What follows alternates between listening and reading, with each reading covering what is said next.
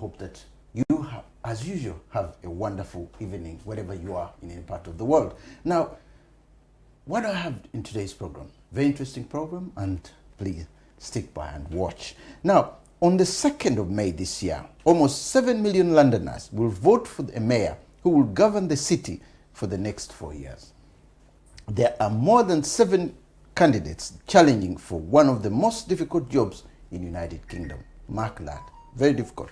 Now, the current mayor, Sadiq Khan, insists he is the best man for the job, and that his record speaks for itself of what he has achieved in the last 10 years.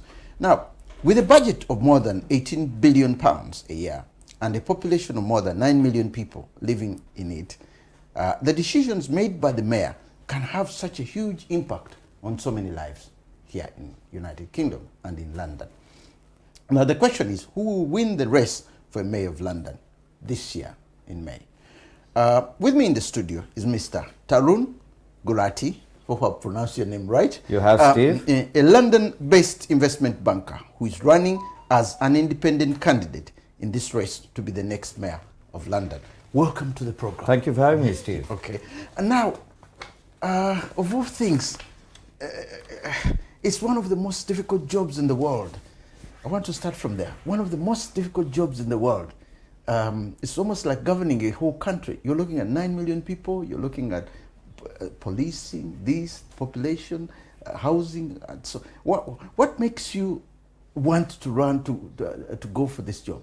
Firstly, I must thank Mr. Sadiq Khan for for what he's done to the City of London. The current mayor. The current mayor. Yeah. I think he's security and safety at its lowest ebb. Yeah. The freedom of movement is as important as the freedom of speech. Okay. And he's brought London to a standstill, made it the most congested city in the world. So people approached me and they said, look, if you want to make a difference, you made a difference in the world of banking, financial service globally. Yeah. Why not take up this challenge? And believe me, this 21 billion, you said 18 billion, I think it's about 21 billion. I've run businesses twice that. So it's not for the faint-hearted. Okay. And the world is going through an inflection point as we speak. There's a war ongoing in Europe. There are strifes ongoing in the Middle East. Yeah. And you need somebody with gravitas, bold, who can lead from the front. Okay. And I've run businesses like that. Your CV, or rather resume, is you're a banker. You've held banking in the banking sector. You've had high office with HSB, trade investment groups, and so on. You sit on committees and all that. These are areas where there are no politicians. How are you going to sit down with politicians who know how to gamble? You've never had a political office anywhere. Bankers are people who sit and discuss money and discuss, they're not really, in political circles, they're very difficult to negotiate if you've never sat inside them. How are you going to manage that? Firstly, I agree with what you're saying, but politics has also brought people down in this country and let them down. Okay. So when you're a banker, you deal with individuals every day. Yeah. You make the economy run. Yeah. And politicians, you can negotiate with them. Yeah. So everybody has to stand to reason. Then we know that London today is suffering. It's lost its mojo. People have lost their smiles. Yeah. And we need to bring that back, to bring the vibrancy back. So I will negotiate hard. I've done very, very well in the space of financial services. Okay. And I think I'll do extremely well when I replace Mr. Khan on the 2nd of May. Yeah. No, the negotiation part of it is you need to move with such a system as a politician where in fact, some people say you have to even learn to lie.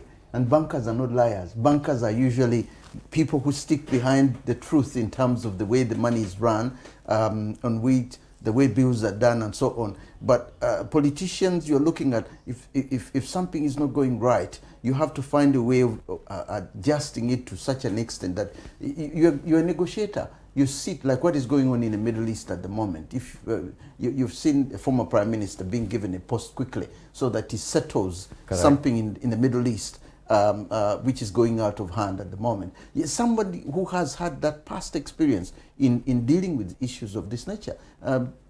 I don't know whether you can explain that I have dealt with people. Yes, it's a good question. I think it's an excellent question. Yeah. I've been dealing with people all over the world. Okay. I've been a global leader. Oh. And when you deal with people give you business, people take business from you. So actually, when you're talking with people, they understand what makes them tick. I understand what relationships are. Okay. And we will make this happen on the 2nd of May. Oh, you make it happen. We will get the best teams. Yeah. I don't understand all the issues. We'll bring in the experts. We'll have a top cabinet of people. Okay. Who will then you've got a very good team with the past experience who have had Yes, I'm building a team which I'll announce soon. It'll be a shadow cabinet now of advisors and the deputy mayors who will run different parts of the system that Mr. Khan has actually failed. So we'll make sure we have top team advisors in the cabinet and different diaspora that feeds in. For instance, the African diaspora. Nobody's talking to them. So I want to make sure we have representation from communities who actually then understand the issues. The issues that I see here, which are very difficult when somebody with the background of yours, issues like policing, transport, housing, planning, economical development, arts, culture, and so on, is someone who has not had a background where the arts, where housing, where planning. Have you got, in all these areas, you've got people who are going to manage these, who have been inside these areas and have dealt with them? Because housing especially, policing, if you've never had anybody within the policing structure, it becomes extremely difficult because the politics behind most of this stuff is maybe this is where the area where Khan is failing. Look, firstly, a lot of these issues I understand. I've lived all over the world, so when you talk to culture, I'll pick that up first. Culture is about people. And I've lived in Africa, for instance, for about 3 years. I've traveled all over Africa. So when you understand the cultural nuances that make people tick, that helps. You then bring in experts in certain areas. So don't forget there's a police commissioner, but he's not being led properly, not being guided properly. The policeman on the street, we don't see visible policing. When you tell people, I want visible policing, that doesn't take a lot of expertise. That is a deterrent. People see that, they see Bobby on the beat. There's so whatever gets measured gets done. So you can assure the people that you have these expatriates who will be into those positions, because obviously you could have eyes and eyes on the road everywhere, eyes everywhere to make sure that everything is running properly. You got someone in policing, you got somebody into housing, most certainly, you got planning, economical development, environment is very, very important. The youth is important for me. I do a lot of work with the youth globally. The youth needs to find something to look forward to, the next generation. So that's another aspect. So you bring in the experts who then form part of your cabinet. You bring in advisors from different cultures, different countries, because don't forget there are over 270 nations whose diaspora live in London. I know. So there are there are some large communities. You need to have representation. Of course. You should not have a top-down approach. It should be collaborative. So when you have a collaborative approach, you are there for the people. The people shall elect you, so you got to work for them. Another thing which I read in the Evening Standard was that when you talked about saying that you're going to review the 200 miles, the 20 miles per hour speed limit, you're going to review that if you become mayor. You're going to abolish ultra low emission zones. You're going to remove congestion charges on over the weekend and holidays. But this area alone has been bringing in a lot of money to the London boroughs. Now, money which is ideally very useful in terms of either dealing with the potholes, dealing with the various issues that London boroughs need. You know, they maybe even helping with the housing, maybe helping with the better road structures and so on. That money will be it's like you're taking them out, that money away from I would disagree with you slightly. From the boroughs. No, it's a good question, but I disagree with you slightly. Don't forget it's a 21+ billion budget, right? Now, when you look at a balance sheet of a bank or any other company, you invest in some capital expenditure. There's been, you'll be surprised, over the 7 odd years that Mr. Khan has been there, there's been over 140 odd billion sterling of money, that the budget that has been utilized. Where is that investment going? We still have policing which is not visible. Crime is rising. 21 teenagers lost their lives last year. One life lost is one too many. But so I'm going to deploy the money where it is. And don't forget this extension of the ULEZ, which happened only recently. That money wasn't coming in earlier. So if you have a priority, companies and you and I invest in things that we believe is important, Yeah. we got to invest in policing, we got to reopen the police stations, Yeah. we got to make sure, don't forget, if you have a car and you're not able to move around and take your family to, let's say, central London, Yeah, yeah. because there's a congestion charge, Yeah. but hang on, what happens over the weekend and holidays? Yeah. People are not just going to drive through because they may not park there, because parking is an issue again, but at least they can take the family there. Yeah, yeah. Right? Yeah. So you got to look at people. If people have lost their smiles, you got to bring that back. And when people are happy, don't forget, economies thrive. Yeah. Let me give you another instance. This is the most congested city in the world Okay. in terms of the 156 hours that people are, on an average, a driver is wasting driving around. Yeah. Now imagine if that amount of time was well deployed. Each driver is losing about 1,300 odd pounds. Okay. So don't forget, there's money that is to be, you don't have to do anything, but the economies thrive because if you're moving around freely, your work is getting done. The freight forwarder is not bringing his van into London because he's got to spend, don't forget, not only the £12.50 for the ULEZ, Yeah, yeah. but there's a congestion charge of 15. So it is impacting business. The economy is suffering. And when the economy will thrive again, when you Yeah. have things moving again, Yeah. which Mr. Khan has brought to a standstill, Yeah, but look at it this way, the environmental impact, because that's one of the reasons why there were complaints, why people were writing, because UTRA is affecting, is something to reduce environment. If they have more cars in London, that is affecting the pollution. Then you have to look at it from the fact that the public transport system in London is very good. The bus system, the underground system, the trains, the transport system in London is okay. Some people can do without their cars. You get the point. So, and on top of that, with the Barrow thinking, that extra money that has been coming in, because that's an income, that could also maybe reduce the taxes of some of the people who are paying higher taxes in London. And if you said, I'm taking that away, I'm bringing in people to put in more employment, there'll be more lorries moving into London to do their jobs because people need to work and so on and so on. How are you going to do that balance? Because you have, remember, you have the London Assembly to deal with when it comes to that, because this is a challenge you're going to face.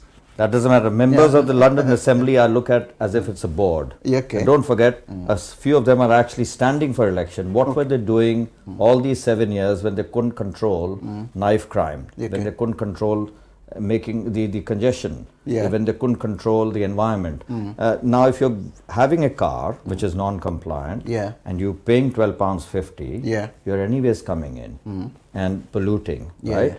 The studies and the research clearly highlight this is actually not helping the air. Really? Right? Yes, because you're anyways coming in. If you're paying the money, the car is coming in, right? You're paying the fine. Now, don't forget, if you have, as I alluded to earlier, 156 hours on an average being wasted driving around, that is what is polluting, because you have low traffic neighborhoods in one place, so you divert your traffic somewhere else. You got road work going on somewhere else. You created certain lanes where buses are finding it difficult to move.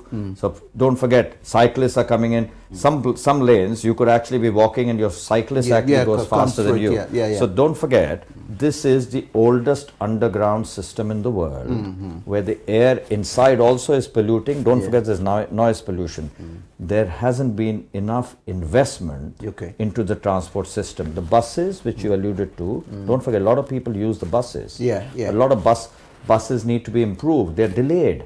You find two buses coming together at the same time. They're not reliable. You got to make a system efficient and effective. And don't forget, when you do that, and as I alluded to, there'll be growth. So we will deploy the money wisely. And don't forget, when crime comes down, people are walking around freely. The woman and the child is not scared. It makes a lot of difference. So we'll have the economies thriving. When economies are thriving, people are smiling. And we bring the mojo back for London. Okay, the key point again comes down to money. You're looking at, my estimate was 18 billion pound, but it goes down to 20 to 21 billion. And that is one of the biggest problems Khan has been facing, because to a certain extent, in fact, when he raises taxes, if he raises any taxes at all, he's going to affect another community. When you say boroughs raise their money somewhere, taxes, again, it's going to affect a certain community because there are those who are living below the breadline. Now, money has not been coming in properly from the central government to the London mayor. And the mayor has to find a way of raising this money. If you need 20 or 25 or even 30 billion British pounds to run a city like London, what are you going to make extra? So in order to make sure that you make extra money. The current mayor has found excuses for everything. Whereas crime, he says, look, you know what, the other day there was an interview where he's talking about, the interviewer is talking about crime, knife crime, and he's talking about changing the way a mobile phone is configured. Okay. So he's avoiding the questions. When it comes to everything, there's an excuse that the central government is not.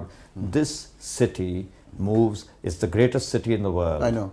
And you know that things are not the same as when I left raising, top job. Raising money when a for budget the is city. When a budget is already approved, it is about, I've run larger budgets than this, so this is not for the faint-hearted. I've run companies, so I understand what I'm talking about. I've sat on 48 boards globally. One thing I have to ask again is that you have to make a sacrifice. It's like running a home. Of I course. know you've run this big thing, where you say, today we might decide not to eat meat and eggs or something like that, and we do that on Wednesday so that we cut down on today or something like that. Then another day you say, because right now problems are mounting, you're looking at refugees who are coming in. That's a housing issue now in London.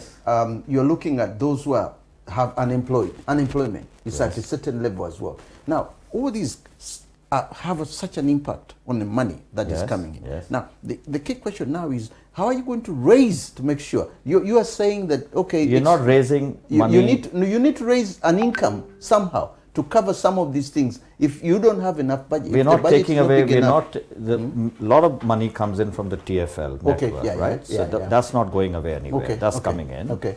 And you can review that also. The bus fares have risen, as you know. And there's enough money coming in from the coffers. But when you have priorities of security and safety, you got to make sure you deploy the money where it should go. Of course. And you've already got policemen there. You've got 34,000 policemen there. And you've got 10,000 odd in the admin. They should be out there, visibly there. So once, let's say ULEZ, yes, you have certain revenue coming in now. Of course, but hang on, a lot of that wasn't coming until the extension was approved. So I'm just, how was the city running earlier? So it'll run there, but it's like you alluded to, when you have a certain budget at home, you deploy the funds. Similarly, for the city of London, there is a priority. Security and safety is a priority. Of course. Transportation is a priority. This is a very, very old system here and very efficient, as you correctly alluded, but investment needs to go in. So once you invest there, well, hang on, that's going to bring in revenue because it's going to be more efficient. I alluded to the fact that this is a congested city, the most congested city in the world. On a survey of 50 countries, and you can find out that this is where this is, where you got to make sure if you can save that time that people are deploying just moving around the city, you're polluting the air, you will find there'll be improvement. So economies will thrive. There is not a single person who you speak with today, if you go out on the street, who's happy with the way the city is being run. Now, there is an issue of knife crime. It's been going up and down. It's on an increase at the moment. What are you going to be doing differently? Do you need to go to schools? You need to do what are you going to be doing differently to make sure that we cut that down? There is a huge program with the youth. So youth need to be engaged with it. You need to go to schools, you need to go to universities, element of educating people that, hang on, if you do something like this, it will impact your life.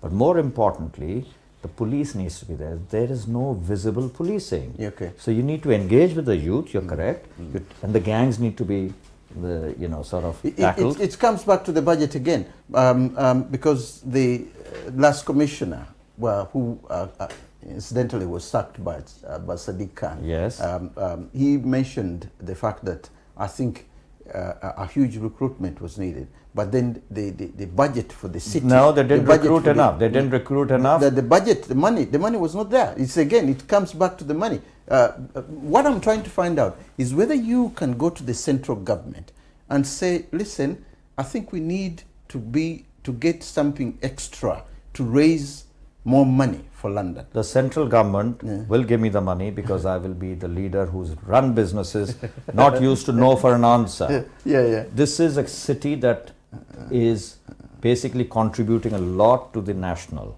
budget here, the GDP. And don't forget, if this is not secure, people are leaving this city. Right? And the GDP will start falling, people are leaving. I know of friends, and you'll know many, who are actually leaving the city. People are scared to step out of their homes. People have stopped carrying their phones in the hand, stopped wearing watches, and ladies are scared. Now, if you got to look over the shoulder, how are you going to operate?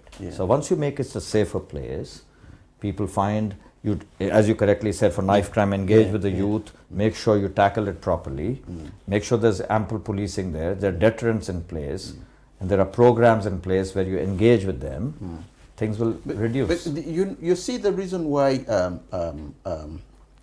I go on and on about the money, because the issue of having a budget that comes in, and previously it's something that's being mentioned all the time, that, oh, we don't get enough money, we don't get enough money. When we left the EU, there was saying there was a lot of money going to come in from that was going to EU, that was going to come back to the UK. We haven't seen enough of that. Now that also is an issue. Says, look, how are we going to engage the community when we don't have enough funds? That's why I say sometimes you think in terms of generating the funds that you're going to use. Now, is there an idea in your manifesto? You'll be surprised, the budget will be approved, luckily, in this case, around February. The budget will be approved, and once the budget is approved, Mr. Khan will be no longer in office from 2nd May. When he's no longer there, we will deploy the money wisely. When we deploy the money wisely on the priorities, I mentioned a lot of these things don't cost money. My key priority is security and safety. I want to open policing, visible policing. Some of these police stations will be there. I want to have separate cells. Because they closed so many of them. They closed so many of them. So I want to have separate cells, because you can't have a one-size-fits-all. So if it's homicide, if it's knife crime, you have specialists dealing with those sort of things. I want to make sure that the transport system actually works for everybody.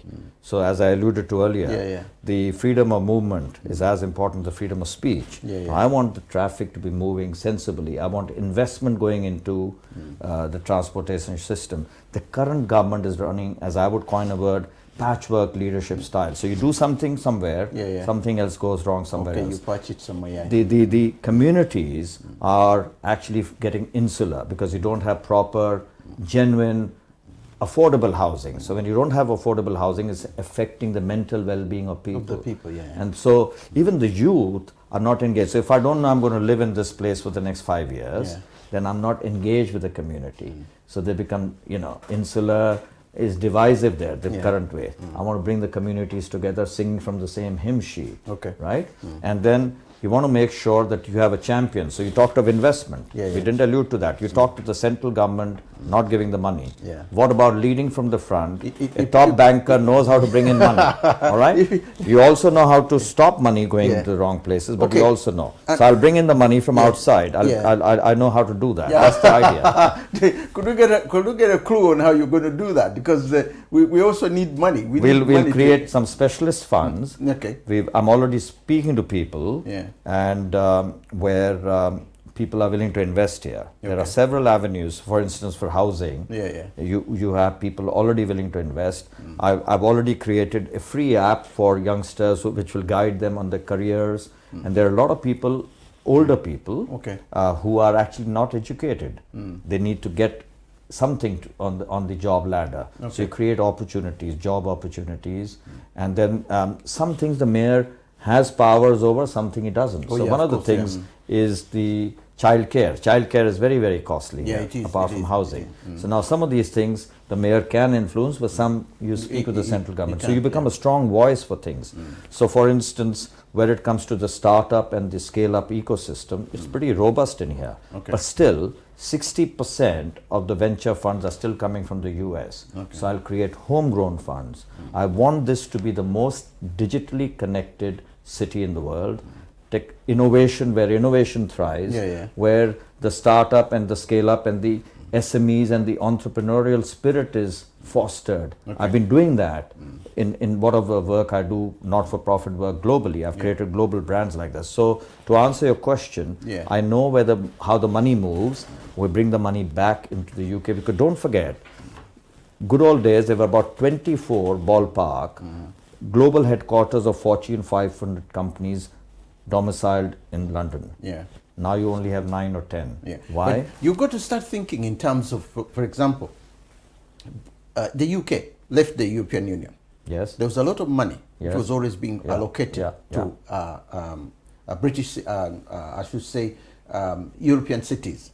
A lot of money used to be allocated. Now, did the departure of the banks from Canary Wharf and other areas out of the UK and other companies leaving the UK lead to a source of income that is, there isn't any more income coming from the EU.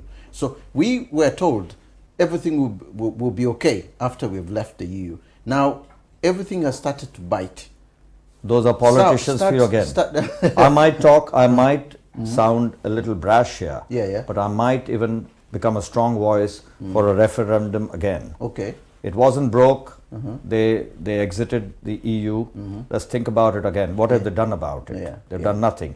Immigration has increased, of course, and nothing is being done about it. Yes, they're working hard on it, but has it been controlled? No, the votes are still coming. There is that expenditure, which is something that I'm saying books are not adding up, even with Sadiq Khan. Because if you have over 100,000 people coming into the city and they are all dependent on the government, in terms of being housing, for example, you have to find all the boroughs are struggling with housing. Housing is a major issue. He hasn't built enough. Everything is not adding up for Mr. Khan. He's saying that because of, obviously, leaving the EU is one issue. Another issue is that the numbers that are coming up is bigger than the numbers that they used to have 10 years ago. So on one hand, when you see his balance, something has to come in terms of a big investment, as you are saying. And then that investment might help in. Mr. Khan hasn't championed London from the front. He hasn't rolled up his sleeves. And he doesn't understand the numbers we're talking about. All the other contenders who are actually vying for the position of Mayor of London, do they know what the digits are? Do they understand those numbers? Do they have the gravitas and the experience of running large businesses like that? They don't. This is not for the faint-hearted. You need somebody who's bold, decisive, has run businesses like that. I have run cities in a different way. Banks, don't forget, provide the money for cities. Now, having looked at other places where we've been, Singapore, Mauritius, Kenya, Botswana, Guernsey, and all the other places. Qatar in the Middle East. And, when you look at what is the kind of example you're going to bring from them to bring here? Because usually people come here and they take from here, and they learn something from here and they take, rather than, is there something you've learned Singapore from there? springs to my mind. Singapore. Have you been there? No, Steve? never been there. Singapore is a city-state, a small place, and you'll find extremely safe, extremely clean, green. The air is clean, and people feel safe, and the economy is thriving. The GDP is high, and everybody is earning well, and they feel that they've got their smiles there. If I was to take a leaf out of some of the places I've worked, Singapore springs to mind. I would emulate. At least for London, I would make sure that as I was alluding to, the entrepreneurial spirit. I'll bring that back here. I'm saying it's pretty robust now, but they need more homegrown funds. I want venture capital thriving here. So I understand about banking, as I said. This will be a thriving place. I'll transform it. I'm not talking change, I'm talking transformation. But the key point as well is that, even if the bankers have got to come back here, and the banks are coming in, and they need where to invest. What are they going to invest in? Are they going to invest in housing? Is there something which could, what kind of job creations are going to happen? Companies that went down, are you going to get money for them to to come back again. Bring in the parks, bring in some of these things. When you look at them, you need first of all. I agree with you. Is there fund somewhere? Yes. That's why I was asking about Singapore, because when you look at Singapore, most of what Singapore has done, from what I read about the city, where the money comes from, who did they persuade to invest in their own country? They have those persuasions that some of the people, rich people here in the UK, are investing in Singapore, and they're not investing here. No, listen, this is London from a time zone point of view, from as a financial services center, where trade actually flows, a lot of foreign exchange moves here. It moves a lot of markets, of course, where we are sitting. From here. So you can't deny the fact it's a great city, right? On the index of best cities in the world is still ranked number 1. Of course. I want to make it the greatest city. How do you do that? By bringing in investment, as you correctly alluded to, by making sure there are jobs available, making sure that the youth find opportunities, the next gen find opportunities to look forward to, which is missing today because the families are not feeling happy, right? I alluded to. Now, affordable housing, why can't you construct those? There is enough land available, brownfield land. The TFL itself has a lot of land, so we can utilize a lot of that. So you bring in the experts, you bring in city planning experts. So I'm not pretending to be the expert there, but there are experts that are there.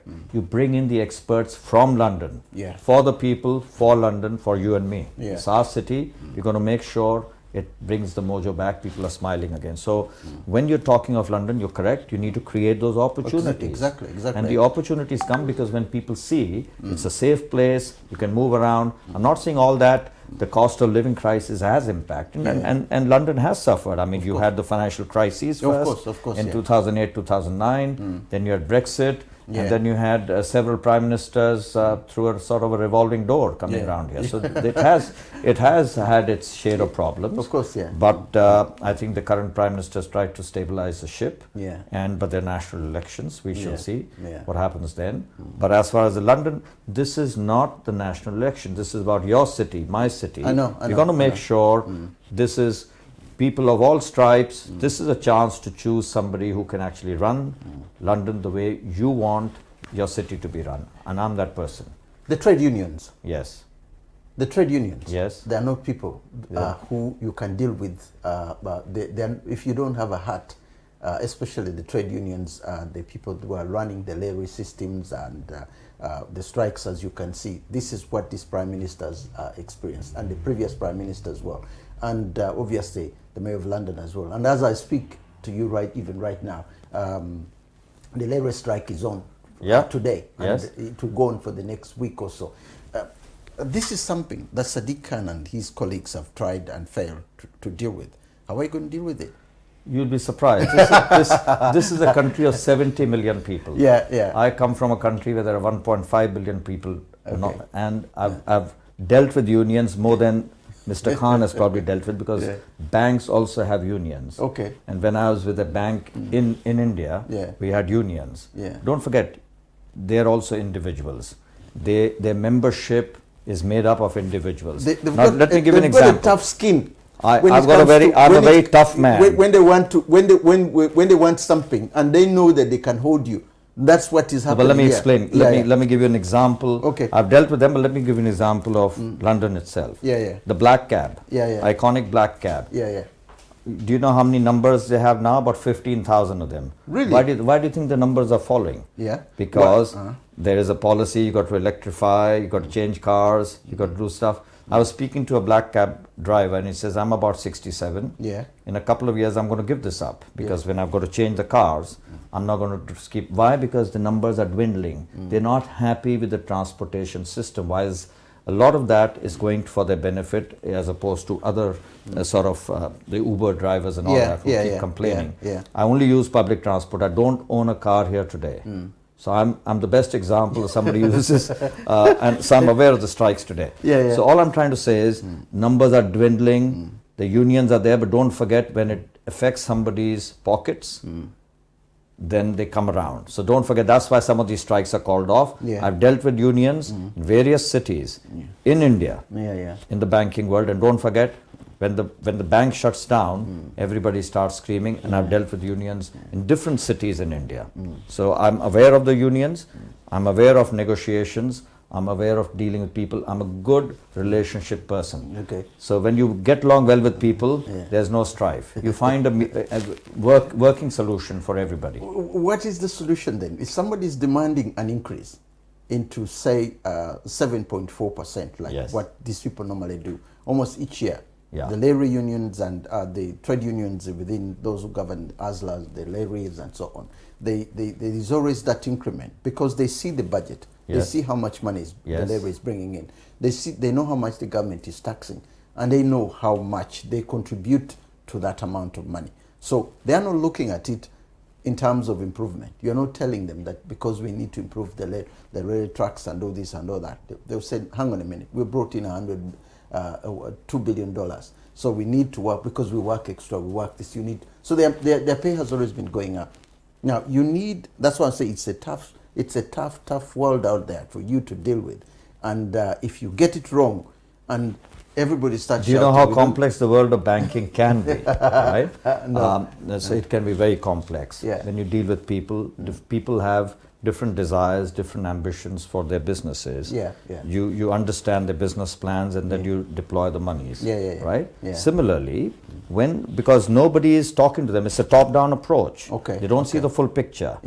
You see, when each worker, supposing you're making this table, and the person knows, look, I'm the person who's providing this glass, but then somebody is providing this particular frame, and somebody else is providing the stuff. They need to know where they fit in. They need to know where the monies are going. I alluded to the fact that there'll be advisors.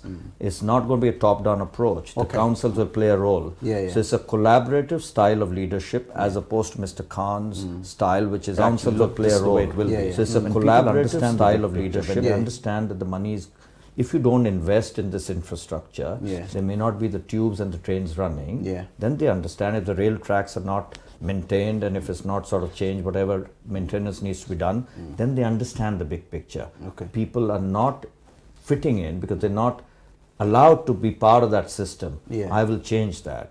So when you take people along with you, success comes. And that's what's missing today. That's what is missing. Now, one other thing which is extremely important is the team behind you. We've discussed this a little bit. At the outset, the team behind you. Now, people are so used to the fact that, he's going to so-and-so behind him. And that is why you can see that most people look at the parties. I said the Labour Party, the Conservative, the Green Party, and they see the manifestos of the parties, and they said, well, if it's the party, then the mayor is going to follow the party line. Now, if we have an independent candidate like you are not bent on following any party guidelines at all. You are bent on only serving London, which means you'll be more powerful, that you'll even be above all the other parties, and it's going to be very difficult for the government to control you. So could this be that's the best part of it. A handcuffed? No. In fact, the government will do what I tell them to do only because I'll be working only for the people. I will be elected by the people to begin with. We'll create history on 2nd of May when I'm elected. Secondly, there'll be top team of advisors and in the cabinet who are, many of them better than me. I'm not pretending to know it all. So if it's security and safety, a top policing expert will be there. If it's to understand the transport system, a top person from London, from UK will be part of that system. Don't forget. So we will have something, the government, the London mayor should work for the people. And so when you work for the people, the government understands that this is not somebody they can fool around with. So you are not going to have political influence and blurring the mission that you're on, which is making sure it's the greatest city in the world. Whereas the others are guided by their politics. So if it's one party, they'll say, look, you can't abolish ULS totally as you were, because, hang on, this will impact us. Somebody will say, look, you can't, congestion charge. If nobody takes a bold decision, don't forget, I'm one individual who's standing. Now I'm taking bold decisions because my family has a heritage of 3 centuries of public service Okay. from the 19th, 20th and 21st century. Yeah. We've co-founded the second largest bank in India. We've given Lahore, which is now in Pakistan, its electricity. Lahore. Yeah. We had the first agriculture minister from the family. So we've been involved in public service. My father was one of the top civil servants, and I've been giving sort of public service. Whatever I do, not only banking, I do a lot of work outside that, which is to do with people, next generation, the SMEs and the the startup system, the ecosystem. So when you have somebody like me, I'm not a pushover. They will find me a very, very tough person who will make sure we do the best for London. Yeah. And that's my only aim here. And when I have top people working, when I have support of people like you within that system, we will make sure everything ticks. So it's not about finding excuses. Some of the things you alluded to earlier, that there's no funding, there's not availability. Hang on. This is a place that is giving a certain, I think it's about 13% of the GDP for the country. To the country, Now you can't say that it's not contributing. It's the cultural capital of the world. It's you talk of any cuisine, you got the best restaurants, Michelin stars. People come here. This is where it's like a global bank where all the cultures sort of meet. And if you feel that this is a place which can be sort of led to something where it's come to a standstill with Mr. Khan, we've got to stop that. The thing is, it's always been that I think everything resolves around money, and when it comes around and resolves around, then you said, okay, if you don't deal with when it's coming in, what is coming in, you're a banker, you know this very well. If the bank, I know what a balance sheet looks like. the balance sheet has got to be that what it is.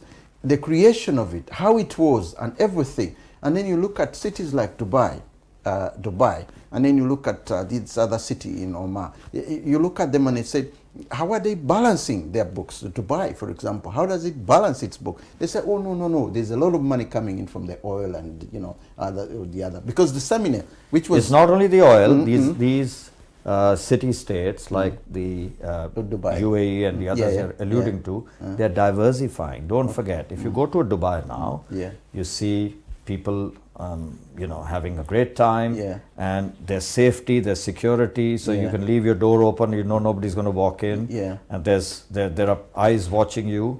At the same time, the economy is thriving. There's investment coming in. You create an environment where businesses can thrive. When you create those environments, businesses are run by people. GDP means everybody actually has more in their pocket. When that goes up, don't forget, if you had more in your pocket, you will be smiling more, you'll be happier, the family is happier, and then there is opportunities that you create. You see, once you create that, then everything moves. It's not the patchwork sort of leadership style of Mr. Khan that I was alluding to, where something works somewhere, something is not working somewhere, and that actually goes for all the others who are trying to get this position. They don't have the experience, they don't have the knowledge. This is a 21+ billion budget. Of course, they better know what digits stack up to that. They have not run those sort of balance sheets. I've run those sort of businesses. I've dealt with state planning. So to answer your question, yes, I've dabbled with the police. I've given them money, right, in India. Where it comes to town planning, I was with Philips for a certain while. I lit up entire townships like London and beyond. So I'm involved. I've been involved in those sort of initiatives, which actually brings in. So I've dealt with regulators all over the world. So I understand what makes a city tick, and I'll make sure that happens for London. Diversity is a major issue here in London, and the diversity, the mixture that we have, is what makes London what 100%, it is. yes. And in increasing of what it's doing and what it's all that, what are you going to bring in that will make sure that doesn't come down? Because we've had a lot right now with the demonstrations, what is going on in Palestine at the moment, in Israel, the Palestine, and then we also have the Hindu issue with the Muslims and other impacts that are not actually here in the UK are affecting the diversity here. Is there any way or any plans that many? This is a very in fact, you are going to deal with this? From everything you've discussed, I have answers to all of those. But this is a key aspect for me. I alluded to the fact that there are 270 odd plus countries whose diaspora live here. And I said that we need to sing from the same hymn sheet.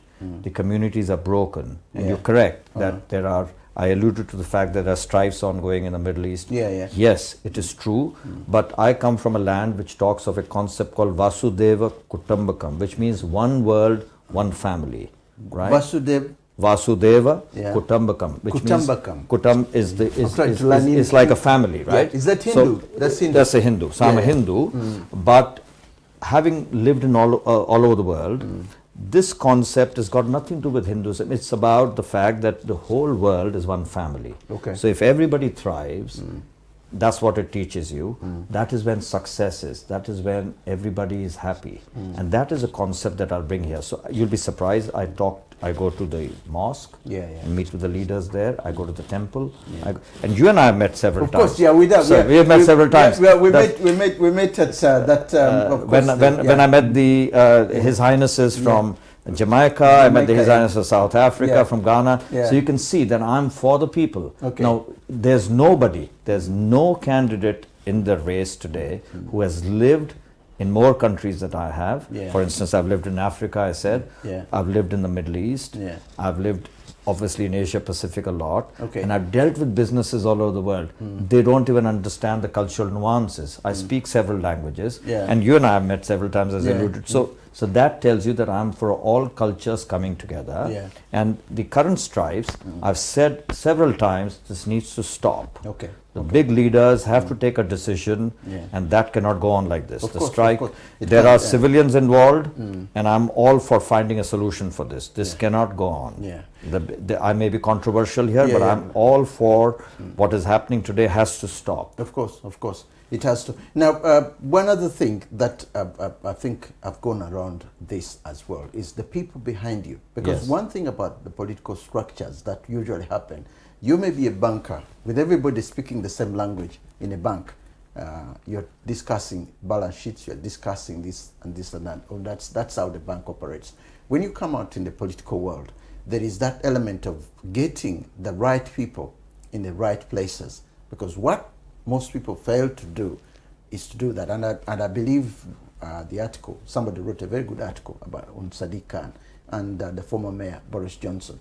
The structure was that they had that way, Boris Johnson especially, of getting the right people in the right places. I think it's very important to have a top team around you. The structure that, how are you going to make sure that you got the right people in the right places, and those people who have that past experience or that passion that you have? You may have the passion, but those that behind you might not. I've said at the outset, I have knowledge of lots of things, but there are certain things that you bring in the experts. We will have a top team of cabinet members who know their job. So if you're talking of policing, something is wrong somewhere, the leaders matter. There's nothing wrong with the Metropolitan Commissioner maybe, but if he's not given the right sort of guidance, then things go wrong. Right?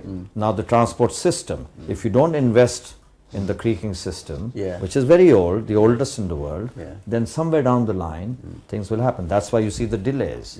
And that's why you see the strikes, because you're not dealing with people like people. So I've dealt with unions before, I will deal with them again, right? And I come from a country where their unions still exist. So it's nothing new for me. This is a small country in that. So I spent 35 years of my first part of my life in India. So I've dealt with unions there.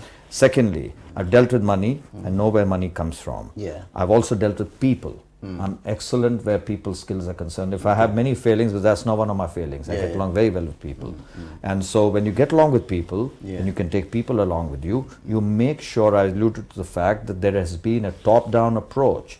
I believe in a collaborative style where people are part of the process. So when we talked of affordable housing, you need to have councils having a say. You need to have people having a say in the planning process. So you build the right sort of homes which actually make a difference to people's lives, so their mental well-being and everything. So it's all about people. You make a very good point about the team, but listen, the team can be there. A lot of people can bring the tools. It's the selection of the team. You see, the major issue. I am already looking at the team. I'll make an announcement before the election. That is where Africa is failing. They may have a good head of state, but the structure all around the head of state fails him.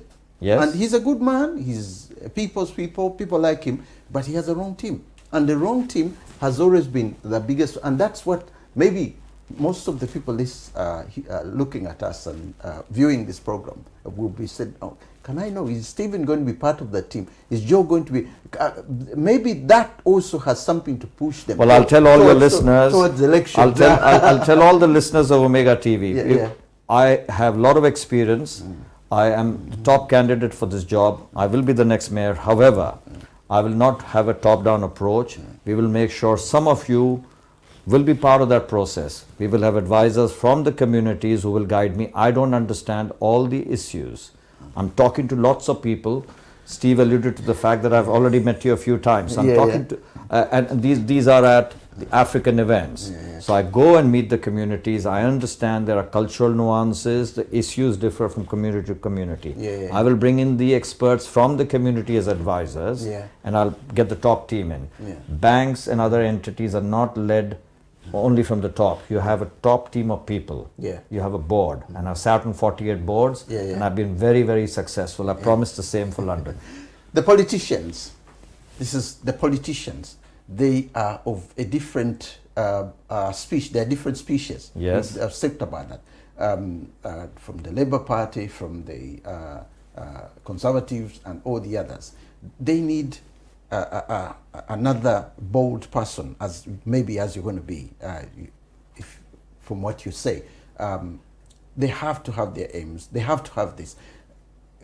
Is there a special way in which you're going to deal with them in a different way? Because when you say you can easily deal with the others as far as jobs are concerned, but when it comes to them and they have their political aims, that is where you might have some difficulty. They want to be elected. You're not Don't forget, they want to be elected, and you and I vote for those MPs. Now, if they don't serve the people, don't forget, there are two main parties in the fray.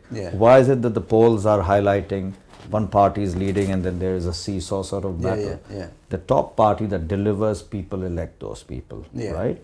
You and I go out and vote. Of course. And so, if you don't deliver, so it's they also want their seats. Of course. Right? Of course they so do. don't forget, this is not a time where the public has woken up. At least in London, I can tell you. They want change. I'm the change they want. But where it comes to the national government also, people are watching. People see what is being done for them and what is not being done. So to answer that question, change is imminent sometimes. Unless you deliver for the people, well, you don't need to. People are troubled as we speak. The cost of living crisis hasn't helped. No. Brexit hasn't helped, and then COVID came along. That hasn't helped either. So people are not thinking, what is in it for me? We need to recover from that. We're still recovering. I may ask this question: who was your role model? You sound like, I mean, you must have had a role model somewhere. Is your mother, your father, or Gandhi, or who was the role model has shaped excellent question. I think it's my parents. It's my parents. My mother took care of us at home, although we had help at home, and she was involved with the kitchen, cooked, and she never worked. But her sort of, I have two sisters, so for her, we were the people she had to take care of, and she was there every day. We got what we wanted to eat and everything else, and all the happiness and everything that she created. And her father, for one, as I said, he was Secretary Government of India, which is one of the topmost positions. And throughout my life, he said certain things to me which have been embedded in my mind.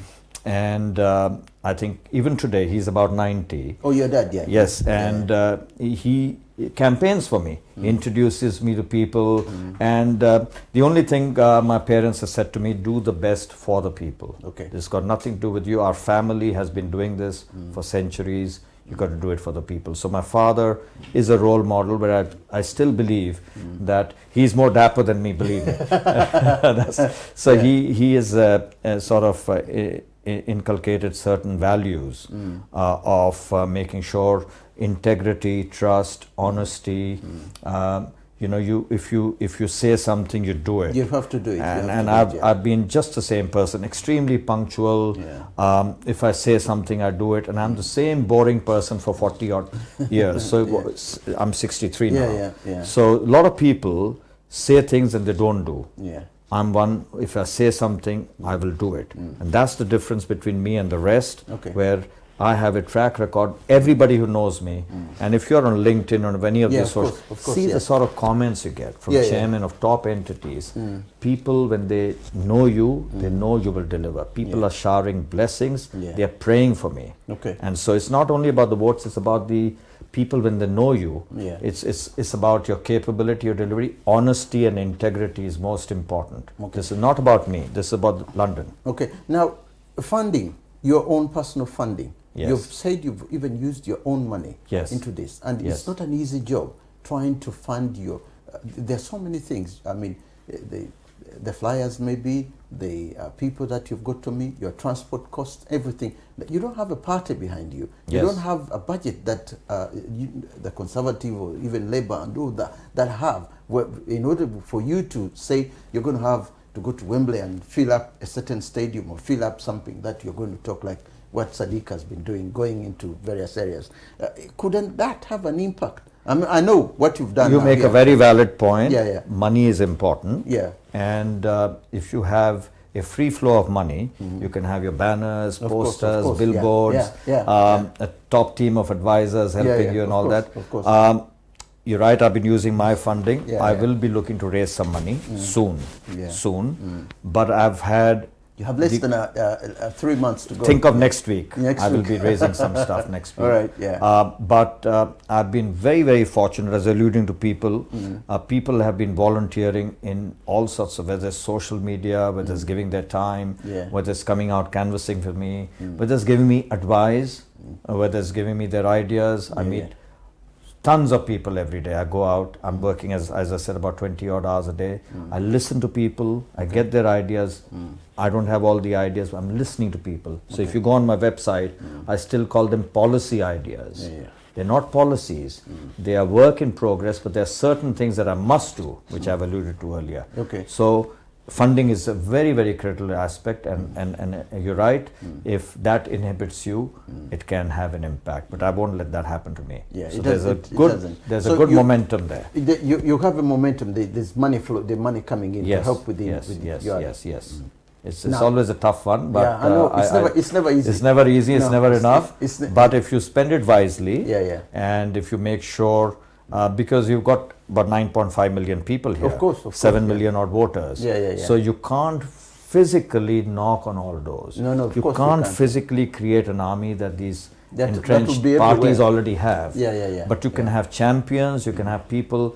Don't forget, passion is a lot different from just people around you. Of course, So if you have 10 passionate people, it makes a lot of difference. You may not have heard of a battle that was fought in 1897, Battle of Sarangi, where there were 11 Sikh soldiers who fought 14,000 Afghan fighters. Wow. All of them died, but that fort was retrieved the next day. Okay? That battle was fought on the 12th of September. Coincidentally, I was born on the 13th of September. Now, what I'm trying to allude to, if you have... Did they use magic? What did they use there? They had the desire, the will. If you have the desire and the will, anything is possible. So if you have good people around you, you rather have some good, solid, passionate people around you than 100 people who actually pretend they're doing something. So I built good teams around me. I've got people rallying around me, and I have the blessings and support of lots of people who are putting in their bit as volunteers. And that's making a lot of difference, because I know that it is a difficult uphill task, but I'm helped by the fact that nobody wants Mr. Sadiq Khan back in office. And the Conservative candidate is considered most uninspiring by our own party and everybody I meet. So if the two top parties don't have top people, the others don't really matter, because they don't have the gravitas and the experience to run the mayor's job here. Now, the issue, again, looking at how the media has been running, the battle for the city of London is going to be won because there are more women voters in London than anywhere else, I should say. That more women will vote 100% for the next mayor of London. So because there are more women voters, they tend to look at issues that affect women Yes. And I don't know whether in your manifesto you have got things, something to do with the children and something to do with them as women. You remember I mentioned childcare? Yeah, you did. I mentioned childcare. Now, Yeah. there's some things that the mayor can do, cannot do. If you go on my policy ideas, even today, Yeah. I'm talking of the two-child benefit. Okay. Now, I believe that is very critical. And women voters, you're very correct. But for them, security, safety is also critical. So that is my prime objective today. You'll be surprised. My mother is about 90 and I went to a hospital. She was hospitalized in India. So the record in India for women may not be the best. Yeah. But I saw in that hospital, call so-and-so number for police, so-and-so number for ambulance, so-and-so number for women. Yeah. And that rung a bell with me because we don't have specific cells dealing with women. With women. And I've already mentioned my policy ideas if you go on my website. Yeah. That is a critical aspect for me. So I believe women they're entrepreneurial, they're hardworking, they're in many ways better than the men, yeah. the men, 110%. I will create opportunities for them because their requirements, if they're entrepreneurs, are different from what you and I, and I've been an entrepreneur long enough now to understand, they need different sort of, their skill sets are much, Except different. they're better than ours us in many ways, but their requirements also differ. So that's why their safety, security, and for them also their children is important. Course, so that for me, the youth with the is family, a critical aspect. So I've, for the last 7 years, I alluded to the 21st Century Icon Awards where finalists and winners, it's a global brand, have come from 44 different countries. You did mention that, yeah. So for me, the youth, the next gen is critical. These are all people below, and a lot of them are African. Most of the African countries, I've had finalists coming from there. A lot of winners. So for me, the youth, the next gen is critical, and I do a lot of work for them. I'm also a co-founder, co-chair of India's largest startup foundation, where about 11,000 startups participated in August from 11 countries. So I do a lot for the youth, I do a lot for business, for startups, all not for money. And so I'm also an advisor, strategic advisor to the Global Cyber Alliance. I understand cyber security is critical. So I'm involved in various initiatives. I've been I'm still the longest serving the committee member for the Asian business for the London Chamber of Commerce and Industry, and as a deputy chair. So I do several things which have got nothing to do with money, but it's to do with people. Doing good gives me happiness. Doing good means I'm the best person for this job. So it's a training that I've sort of inculcated in myself over nearly 40 years of hard work. I'm 63, so I started working about 22 after. I hold 4 postgraduate qualifications. So whilst on the education side, I've sort of studied hard, but on the practical side, I started with, actually I didn't start in banking. I started in a very humble way, and I started by selling ketchup. So it's not just selling a bottle of ketchup. So I picked up the dirty. That's very good history, yeah. Yes, so it's very humble start. I would go. So ketchup, you need to be competitive with the established brands in the market. Of course. So I would deliver the ketchup door to door, pick up those empty bottles. This is in India. This is in India. Okay. This was in a place called Jaipur in Rajasthan. Which is a state in North India. So I would pick up those empty bottles of ketchup, and remember, it's hot out there, and ketchup, unlike anything else, becomes dark in color when it's dried up, black. And the dust goes just to be delivered before. No, so I'd pick it up. So I'd pick it up because that rebottling would make it competitive. Then I went door to door knocking, cold calling, selling manual typewriters. Don't forget, there were not enough computers, weren't visible there. Those days. Even the embassies were still using electric golf ball technology, IBM sort of machines. Then I sold word processors. You won't believe it, where the USB used to be, wouldn't you like your letter to be right side justified, emboldened and underlined? You didn't have those sort of things. So I've done door to door knocking, gone in hand-driven carts, horse-driven carts, ordinary buses. So I've seen hard life. I know what it means for the ordinary 2.2 million people that are living in poverty here. 33%, as I alluded to, are children. I know what it means for them. I'm for them because I've worked hard. I've not risen to be a chairman of a bank overnight. I've worked very hard. Because you've climbed the ladders all the way down, all the way down. It's fascinating because the areas where you've been and the places that you've been and having looked at how the other banks, how the banking system works, other than outside the banking system, where else have you worked? Because I was alluding to I started with Xerox. Okay. So Xerox was selling their word processors I alluded to. Yeah. I worked for a short while selling these manual typewriters. Okay. And then I was lighting entire townships you were talking about. Have you dealt with things like this? I've lit entire townships and they're larger than the size of the UK. Okay. So I've done that as not all the street lightings, so they're big tenders. You're dealing with government bodies, so you get the tender approved and then you get them installed. And then as in my not-for-profit stuff, I was just talking about working for the London Chamber of Commerce and Industry, helping businesses thrive, making sure trade flows from India. So there's a free trade agreement being signed between India and the UK. I'll bring business from India here. Yeah, you bring business from India. Okay, now there is another issue which Sadiq Khan and I think Boris Johnson, the previous mayor, something that the former mayor, Ken Livingstone, used to do very, very well. In fact, when he left, most of the organizations, the non-profit organization, the charities and so on, stopped getting a huge funding which Ken Livingstone used to give. Now, Boris Johnson did something, but he didn't do it the way Ken Livingstone used to do. Now, Sadiq Khan comes in, again, something similar, but not to the extent, because I think his record wasn't that. I don't have the figures and the facts, but he has given out, but it wasn't as much. Now, you are coming in as the new mayor, if you elected mayor. There's no if in my language. Okay, you're elected mayor. I will be the next mayor. The next mayor of London. Charities, non-profit good, there's money, which is extended. One of the reasons Sadiq Khan gave was that because the money that was coming in was not that enough. So there used to be, I think, 2, 3 of them would get, or 10 of them, or 20 would get. And where they would give maybe £1 million or £3 million, they gave £1 million to be split up into smaller ones. Now, others never got anything because there wasn't enough at the table. Now, I'm trying to find out.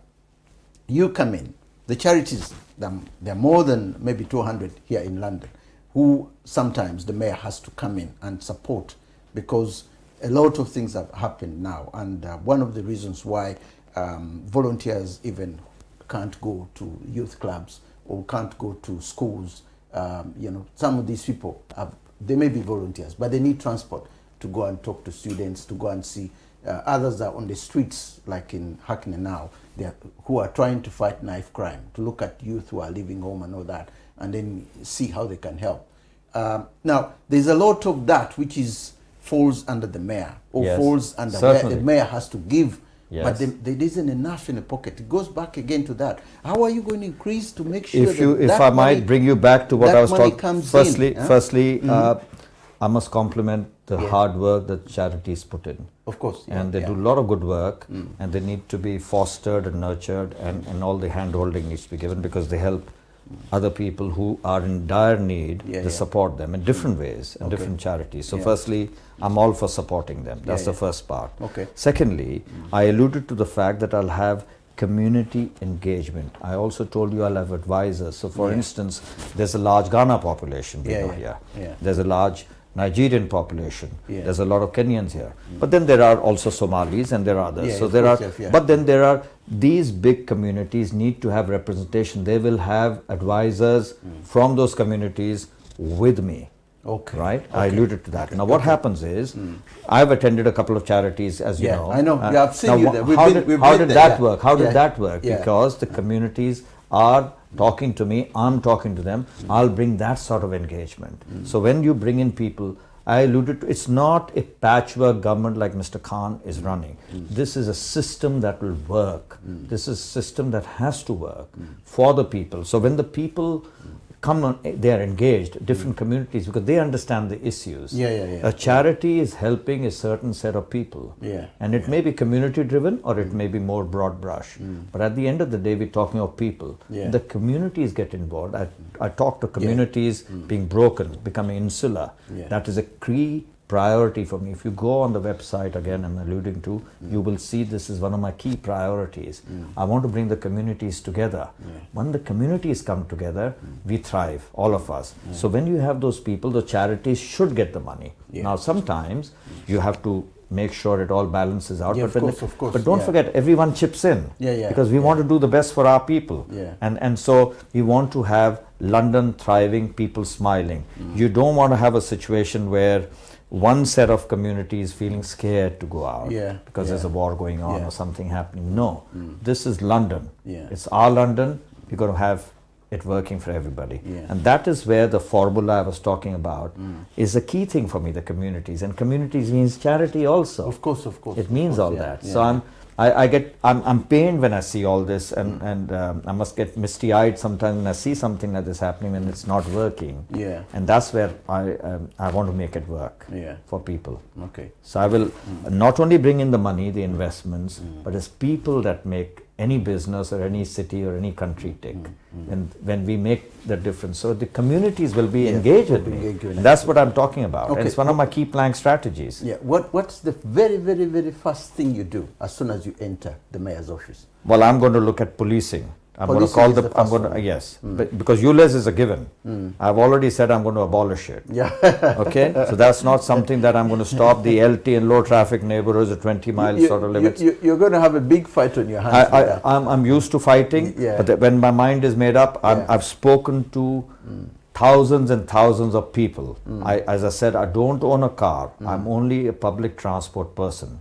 I use the buses, I use the trains, I use the tubes. And I also use the Ubers and the black cabs. I'm speaking to people every time I step out because I'm only dealing with people because I'm outside.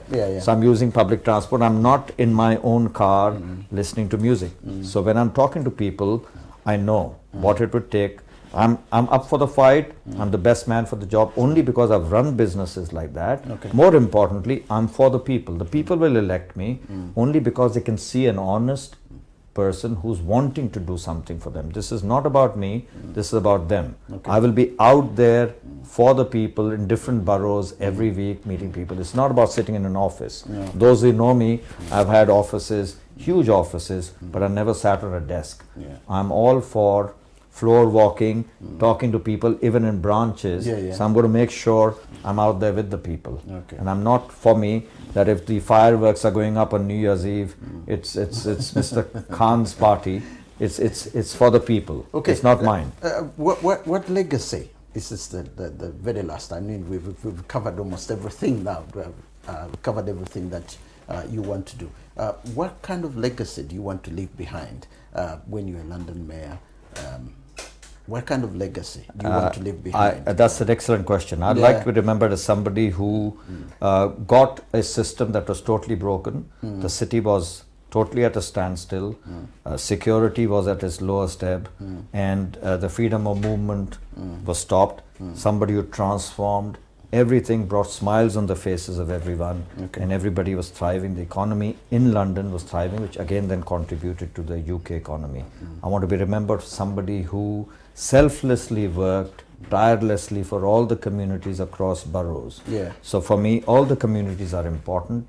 I've lived across the world in most of the continents, so I want to be remembered as somebody who, without caste, creed, color, whatever people want to do, you bring them in with you, because that is how the city and the country will prosper. And I'm not a divisive person. I'll take people along with me. I use the word collaborative style. It's not the autocratic style of a top-down approach. Yes, you take bold decisions when you have to, but then when you've taken those decisions, you need people to deliver those. Execution has to happen. So I'd like to leave that legacy behind. Mr. Tarun, it's been a pleasure. It's been indeed a pleasure. Thank you. Meeting you. Look forward to seeing you again. Wish you the best of luck. Thank you. When I need all the luck, all the blessings, and all the support. And I urge everybody to come out and vote for me on 2nd of May.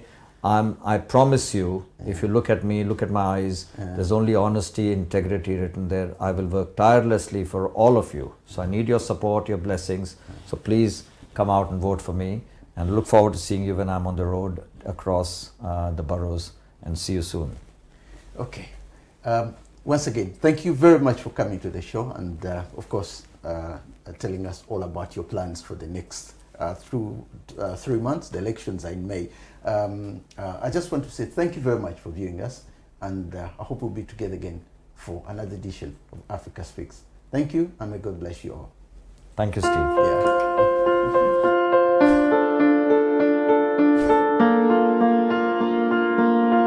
My name is Kofi Adoku. I'm a principal solicitor at Adoko Solicitors. I am also a GT solicitor. Anytime a person is arrested and taken to a police station, or if the police invite you to the police station for a voluntary interview, you have a right to free independent legal advice. Adoko Solicitors is authorized to provide free independent legal advice at police stations in England and Wales. So anytime you're taken to the police station, remember to say that your solicitors are Adoko Solicitors. Are you in the UK and in need of immigration help? Do you require expert legal representation to regularise your stay or renew your existing leave to remain? Do you require advice or representation regarding a personal injury or criminal matter? If the answer is yes, then you do not need to look any further. Aduku Solicitors is here to provide you with all the expert legal advice and representation you require. Be it immigration, criminal law, appeal against conviction or appeal against sentence, family law, personal injury, civil litigation, employment law or housing law. Aduku Solicitors is your trusted one-stop legal services provider with expert solicitors and caseworkers on standby to assist. Our police station emergency number is 07792 459 339. You can also call Aduku Solicitors on 0207 183 1479. You can locate Aduku Solicitors at 662 Old Kent Road, London, SE15 1JF.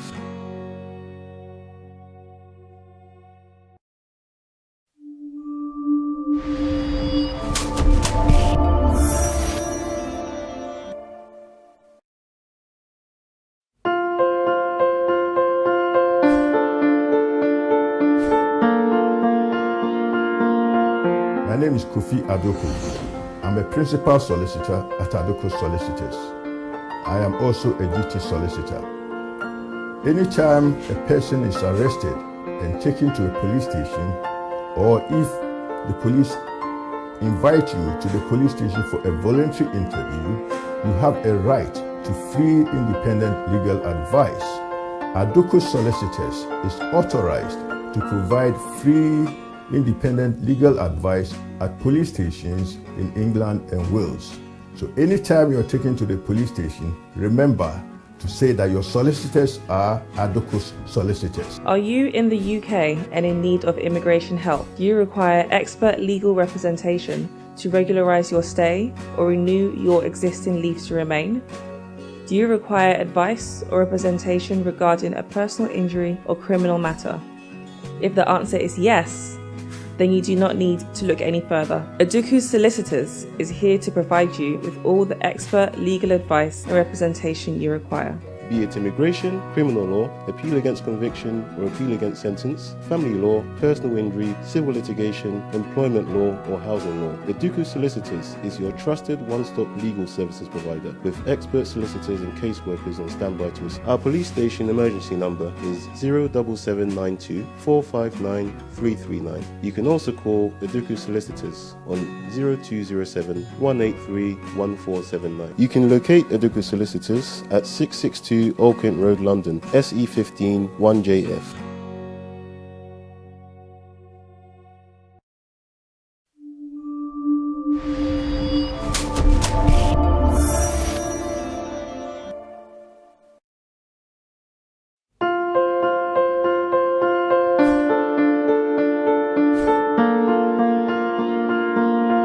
My name is Kofi Adoku. I'm a principal solicitor at Adoko Solicitors. I am also a GT solicitor. Anytime a person is arrested and taken to a police station, or if the police invite you to the police station for a voluntary interview, you have a right to free independent legal advice. Adoko Solicitors is authorized to provide free independent legal advice at police stations in England and Wales. So anytime you're taken to the police station, remember to say that your solicitors are Adocus solicitors. Are you in the UK and in need of immigration help? Do you require expert legal representation to regularise your stay or renew your existing leave to remain? Do you require advice or representation regarding a personal injury or criminal matter? If the answer is yes, then you do not need to look any further. Aduku Solicitors is here to provide you with all the expert legal advice and representation you require. Be it immigration, criminal law, appeal against conviction or appeal against sentence, family law, personal injury, civil litigation, employment law or housing law. Aduku Solicitors is your trusted one-stop legal services provider with expert solicitors and caseworkers on standby to assist. Our police station emergency number is 07792 459 339. You can also call Aduku Solicitors on 0207 183 1479. You can locate Aduku Solicitors at 662 Old Kent Road, London, SE15 1JF.